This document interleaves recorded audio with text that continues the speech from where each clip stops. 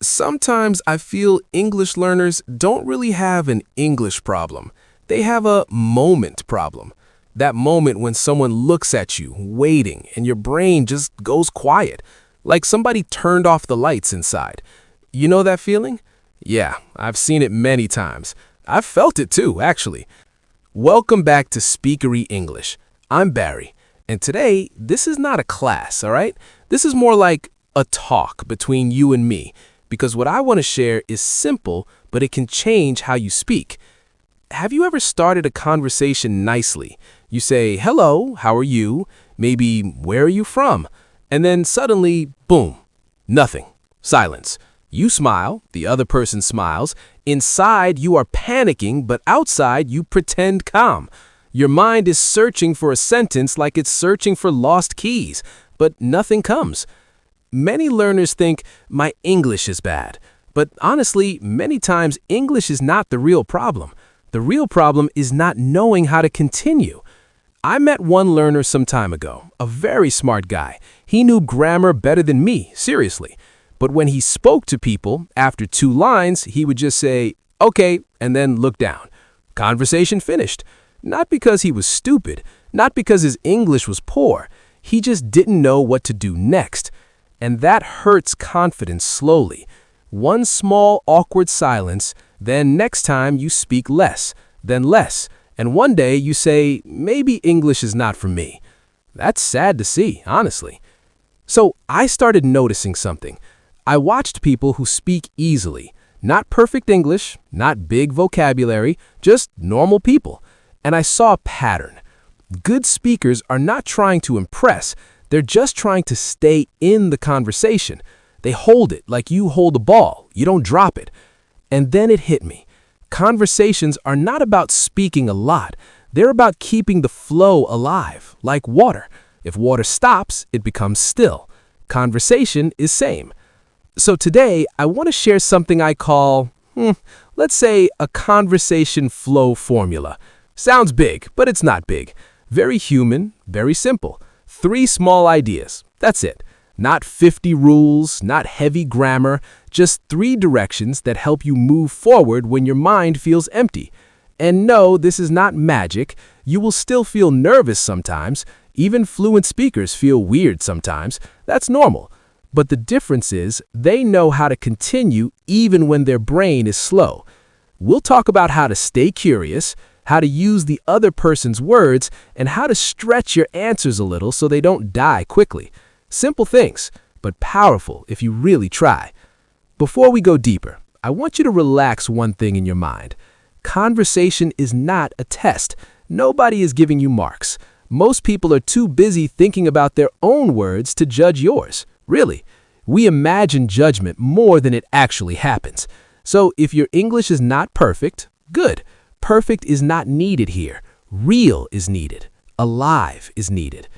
All right, take a breath with me for a second, because now I'll show you the first piece of this flow, and once you see it, you'll start noticing it everywhere. Let's go slowly.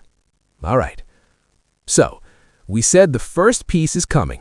Let's open it slowly, no rush, because this one thing alone can already change how your conversations feel. The first piece is curiosity, real curiosity, not fake, oh nice curiosity. I mean actually caring a little about what the other person just said. Most conversations die after one dangerous word. You know that word? Okay. Yeah, okay is polite, but it can kill a conversation very fast. Someone says, I work in a hospital, and you say, okay. Finished. Door closed. Light off. But imagine this small change. Someone says, I work in a hospital. You go, oh, in a hospital? What do you do there? See? Same English level, just one more step forward. Good speakers do this all the time. They don't search new topics. They use the topic already there. The other person is literally giving you material to continue. Like they're throwing you a ball, and many learners just drop it without noticing. Try this mindset shift. Don't think, what should I say? Think, what can I ask about what I heard? Small change, big difference. If someone says, I live in London, you don't need big grammar. Just ask, which part? How long? Do you like it there? Simple, human, alive. And honestly, people enjoy talking about their life. When you ask, they feel seen. Conversation becomes warmer. Now, let me add another tool. This one helps when your brain is slow. Happens to all of us. It's what I call echoing. Some people say mirroring, but echo feels more real to me. You take a word from them and give it back with a little twist. Someone says, I'm tired today. You say, tired today? Long day? See what happened? You bought yourself thinking time, and you showed you listened. Or someone says, I love traveling. You say, traveling. That's nice. Where to usually? It's not perfect grammar, but it works. Real people talk like this. Many learners think repeating is bad. Actually, native speakers repeat a lot. Really? Right. I see. That makes sense. These are small echoes. They keep the flow moving.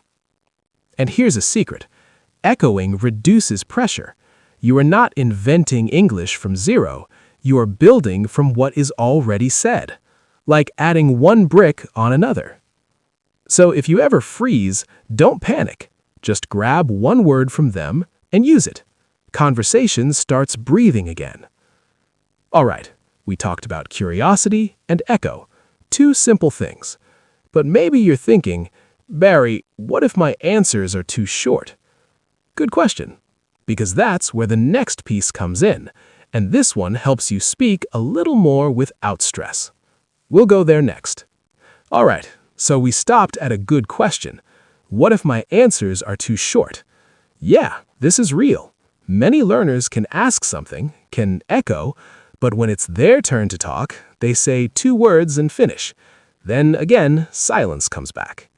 So here's the third piece. Very simple. I call them small expansion phrases. Not big sentences, not speeches, just little bridges that make your answer one step longer.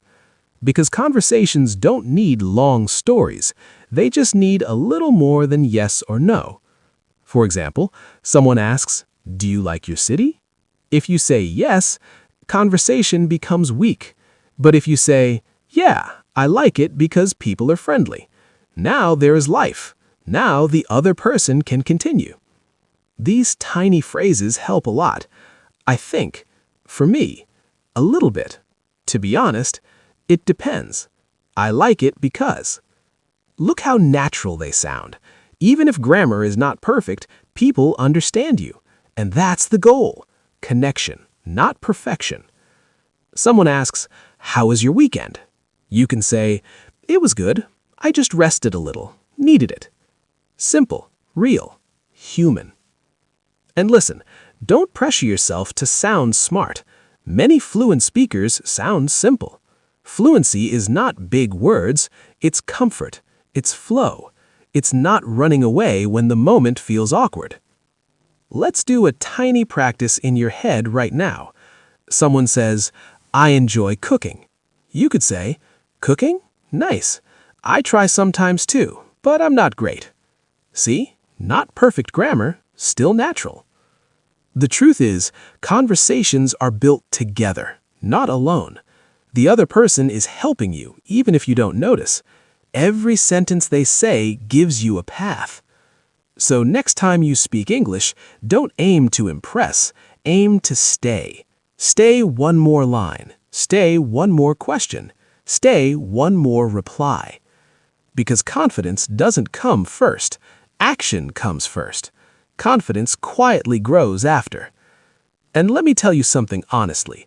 People don't remember your grammar mistakes. They remember how you made them feel. If you showed interest, if you listened, if you were real, that stays. So when your mind goes blank, don't disappear. Echo a word. Ask one small question. Add one tiny reason. That's enough to keep the conversation alive. All right, one last thought before we close. Real English is not perfect English. Real English has pauses, small mistakes, laughter, corrections. That's normal. That's human. Even I do it. So next time you speak, will you go silent or will you try one more line? Will you wait for perfect or will you be real? If this talk helped you even a little, tell me in the comments. I read them, really. I like knowing what you're struggling with. It helps me make these talks better for you. Thank you for spending your time with me here on Speakery English. Keep speaking, keep trying, keep the conversation alive. And yeah, don't hide your voice. The world understands imperfect English more than you think. All right, that's it for today. See you next time.